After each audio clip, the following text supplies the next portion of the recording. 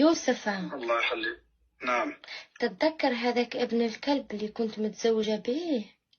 نعم. أول واحد هذاك بغيتك. شوف، نبعث لك صورة أمه وصورة أخته وصورته. يوسف، طلبتك. نعم. نعم. دمار. كفا. دمار ايش يعني؟ دمرهم مكان. ايش يعني؟ هم يلعبوا لك حاجة؟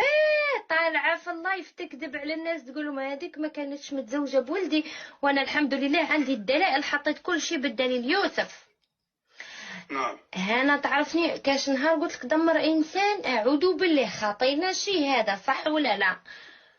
قلبك عامر بالإيمان. شي هذا صح ولا لا؟ نعم. احنا ما نسوي هذه الاشياء، ولكن اذا انسان ضرك نعم. ربي سبحانه قال لك العين بالعين والسن بالسن والبادي اظلم، صح ولا مش صح؟ صحيح. يعني نعم، إنها المخدرات. انه والبادي اظلم، صح ولا مش صح؟ صحيح. يعني الدمار. يا يوسف، انا الحين نرسل لك صورتها. شوف، اطلع عند هذاك جدك، هذاك اللي يسكن فوق في القرية. ايوه، هذا يمكن يعمل هذا، لكن انا ما اقدر اقول لك صراحه. اطلع الجد. الجد.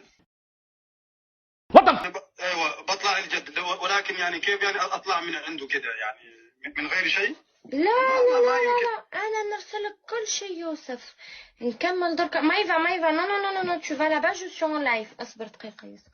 qu'est-ce qu'il y a tu vas là-bas. هاني في باريس يا يوسف. va là-bas va là-bas, je suis en live. شنو تجي يوسف؟ دقيقة درك نعاود لك، انا برجع اتصل لك بعد 3 دقائق. يا الله، خير إن شاء الله.